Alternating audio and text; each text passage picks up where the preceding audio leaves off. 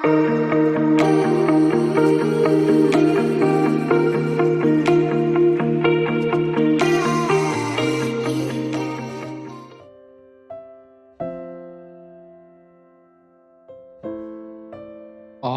Swastiastu, salam guru penggerak. Pada kesempatan kali ini, saya akan memaparkan tugas dari modul 1, yaitu demonstrasi kontekstual pemikiran filosofis Ki Hajar Dewantara. Ki Hajar Dewantara dikenal dengan nama kecil Raden Maswardi Suryaningrat.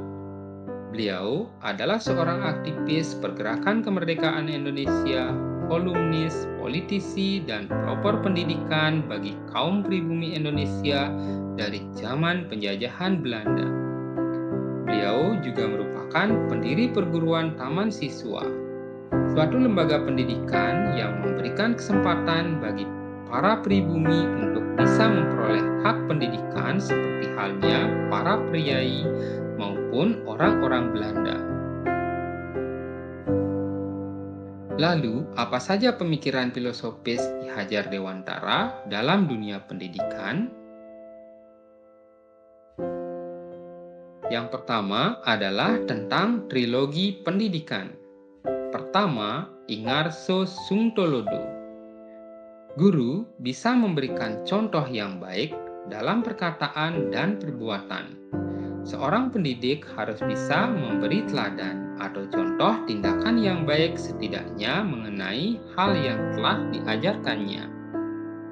Kedua, Ing Madya Mangunkarsa.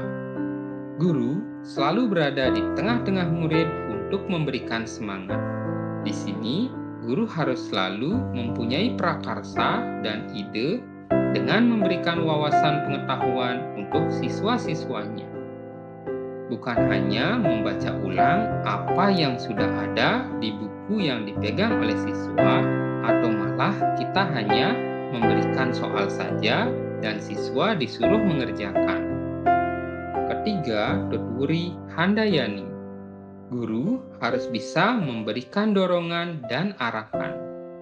Inilah tugas utama guru, yaitu sebagai motivator, bagaimana para pendidik dapat menumbuhkan atau merangsang serta mengarahkan setiap potensi yang dimiliki siswa. Harapannya, mereka dapat memanfaatkan potensinya secara tepat sehingga mereka belajar lebih tekun dalam belajar untuk mencapai cita-citanya. Pemikiran filosofis yang kedua yaitu menuntun anak mencapai kodratnya. Pendidikan itu hanya sebagai tuntunan di dalam hidup tumbuhnya anak-anak kita. Artinya bahwa hidup tumbuhnya anak terletak di luar kecakapan atau kehendak kita sebagai kaum pendidik. Ki Hajar Dewantara menjelaskan bahwa tujuan pendidikan yaitu menuntun segala kodrat yang ada pada anak-anak agar mereka dapat mencapai keselamatan dan kebahagiaan yang setinggi-tingginya, baik sebagai manusia maupun sebagai anggota masyarakat. Jadi, dalam proses menuntun, anak diberi kebebasan, namun pendidik sebagai pamong dalam memberi tuntunan dan arahan, anak tidak kehilangan arah dan membahayakan dirinya. Kita sebagai pamong dapat memberikan tuntunan agar anak dapat menemukan kemerdekaannya dalam belajar. Pemikiran filosofis yang ketiga yaitu pembelajaran berpusat pada anak. Sebagai pusat pembelajaran, kebutuhan anak harus terpenuhi. Anak perlu merasa aman, nyaman, berharga, dicintai, dan dipahami.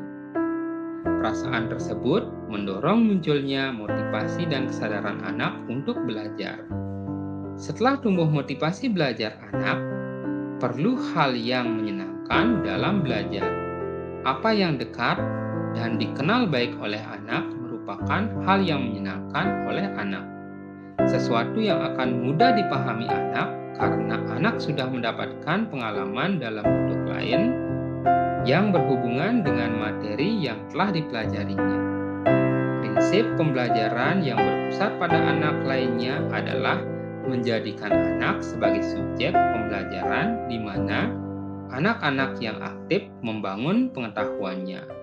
Jika ternyata guru masih dominan dalam pembelajaran, maka secara tidak langsung ia sudah mengambil hak anak. Semoga kita semua sebagai calon guru penggerak dapat menjadikan anak sebagai pusat belajarnya. Pemikiran filosofis yang keempat yaitu budi pekerti. Menurut Ki Hajar Dewantara, budi pekerti atau watak atau karakter merupakan perpaduan antara gerak pikiran, perasaan, dan kehendak atau kemauan sehingga menimbulkan tenaga. Budi pekerti juga dapat diartikan sebagai perpaduan antara cipta dan karsa sehingga menciptakan karya. Keluarga menjadi tempat yang utama dan paling baik untuk melatih pendidikan sosial dan karakter baik bagi seorang anak. Keluarga merupakan tempat bersemainya pendidikan yang sempurna bagi anak untuk melatih kecerdasan budi pekerti. Keluarga juga merupakan sebuah ekosistem kecil untuk mempersiapkan hidup anak dalam bermasyarakat dibandingkan dengan instansi pendidikan lainnya. Budi pekerti melatih anak untuk memiliki kesadaran diri yang utuh untuk menjadikan dirinya dan kemerdekaan orang lain.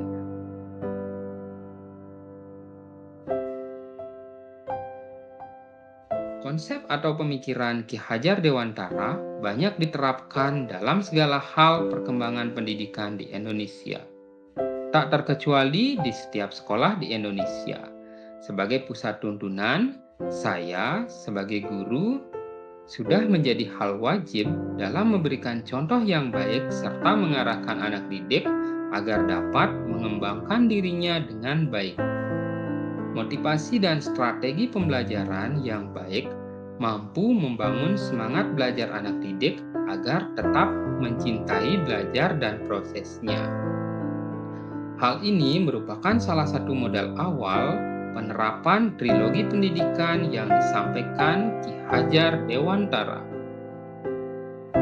Kesediaan guru dalam menampung aspirasi siswa menjadi salah satu hal penting dalam membangun insan pembelajar dengan konsep merdeka belajar. Mengajarlah dengan ikhlas, bergeraklah dengan tegas agar bisa mencetak generasi yang berkualitas. Demikian demonstrasi kontekstual yang menyiratkan pemikiran filosofis Ki Hajar Dewantara. Salam dan bahagia. Terima kasih. Om Santi Santi Santi Om.